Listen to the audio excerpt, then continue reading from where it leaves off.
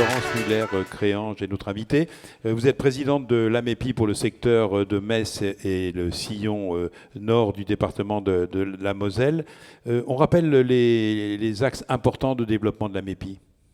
Alors, l'AMEPI, c'est un fichier dans lequel on croit énormément, c'est-à-dire que on met en commun en fait tous nos mandats exclusifs.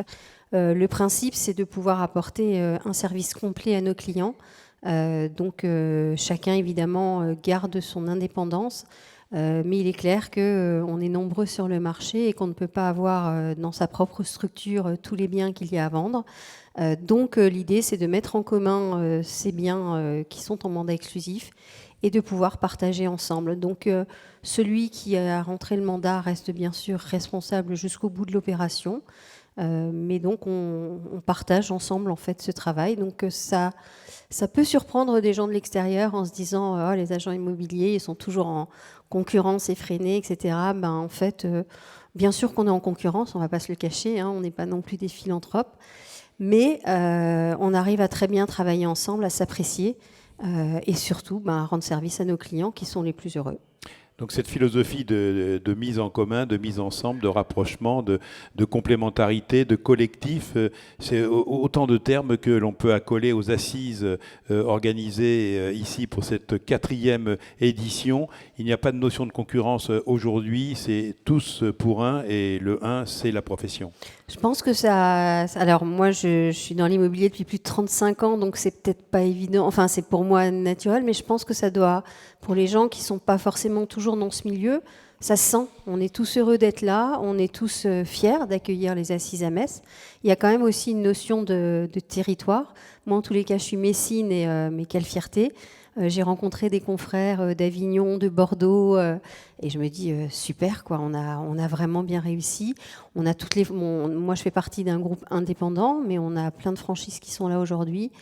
Et là, on n'est pas dans cette notion de concurrence. On l'est tous les jours sur le terrain, mais aujourd'hui, on est tous là pour avoir une vision de l'immobilier supérieure à ce qu'on vit tous les jours au quotidien. Alors vous l'avez dit, une belle vitrine pour Metz et son agglomération, d'un événement, on va dire, transrégional, c'est devenu un événement incontournable sur le plan national. Je tiens à préciser que excusez-moi, mais c'est le seul événement qui existe en l'état au niveau national. On connaît traditionnellement les salons de l'immobilier, tous ces salons, mais les assises de l'immobilier, c'est unique. Alors vous qui faites partie de l'équipe d'organisation aux côtés de Cédric Lavaux, qu'est-ce que vous concoctez pour la 5e année? Oula, alors, là alors déjà je tiens vraiment à rendre hommage à Cédric parce que c'est Cédric qui nous a entraînés dans cette aventure il y a 4 ans. Qui a tout un été, je pense, jour et nuit pensé à ça, et qui à la rentrée nous a amené ça sur un plateau en nous disant voilà ce qu'on va faire. Donc on l'a tous regardé en se disant oula. Et puis Cédric, c'est quelqu'un de charismatique, c'est quelqu'un qui vous entraîne, et on s'est dit ok, on y croit, on y va. Donc la première année, on a fait ça surtout au niveau local. Donc c'est nous qui étions sur les plateaux. On a fait du mieux possible pour apporter. Alors l'idée aussi, vous l'avez vu, il y a beaucoup de jeunes. C'est de donner en fait une image de cette profession à des jeunes qui sont dans leurs études et qui aspirent. Ouvrir sur les étudiants. Oui. Voilà, on en a quand même 400 cette année, donc c'est énorme. Et donc voilà, après chaque année, ça a pris de l'ampleur. On a bien sûr commencé à faire venir des patrons de réseaux nationaux. Et puis là, cette année, on le voit, on a François Langlais, journaliste qu'on connaît tous, pour œuvrer sur les chaînes de radio et télévision nationale. Et ouais, donc c'est vrai que pour l'année prochaine, la barre est haute. mais bon, je fais confiance à Cédric. Nous, on est vraiment l'équipe, on est dans l'accompagnement, on est dans l'organisation.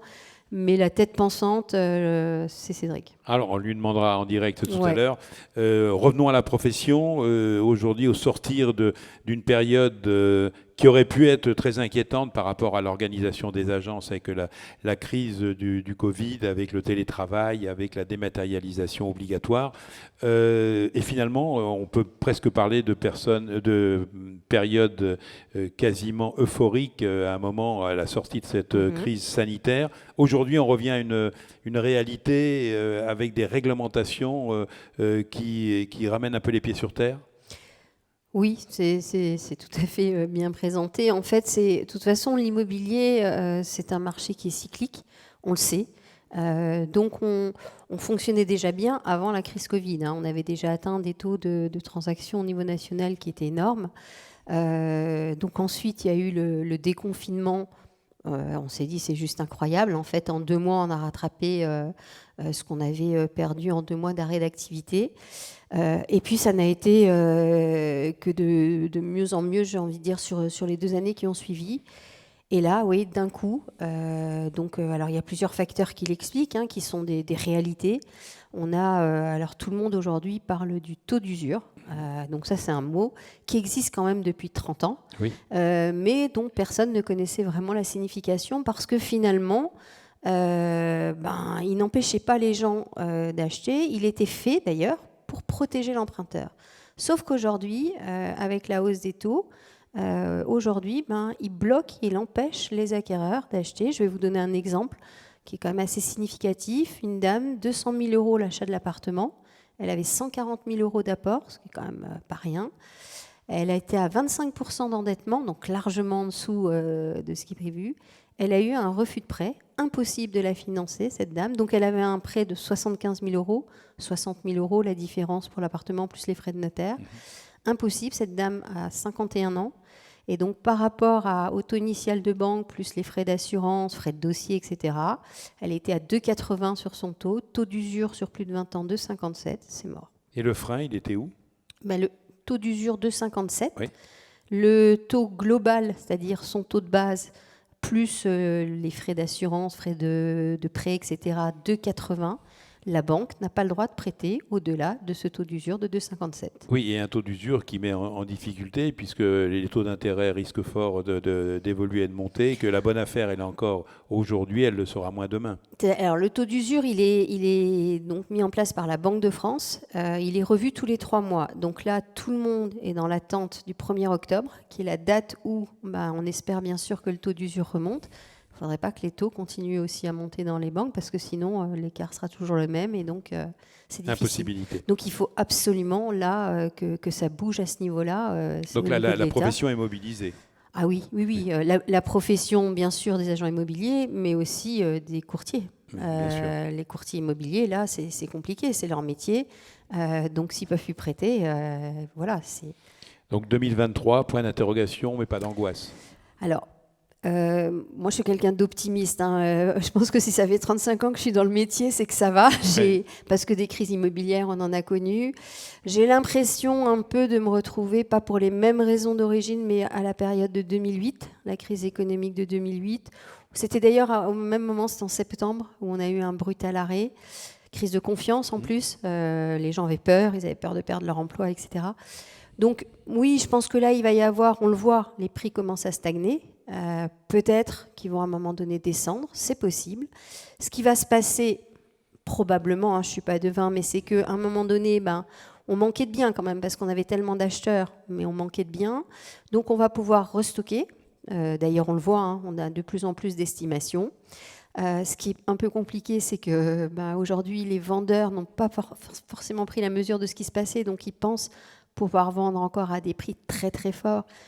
Et nous, on les alerte en disant attention, le marché a un peu changé. Donc, du coup, on a un peu moins d'acheteurs. On va peut-être se retrouver un marché à l'équilibre. Donc, pas d'inquiétude plus que ça. Eh bien, ce sera le mot de la fin. Merci de nous avoir rendu visite et bon vent sur la réflexion qui guide vos pas vers les 5e assises de l'immobilier. Merci beaucoup.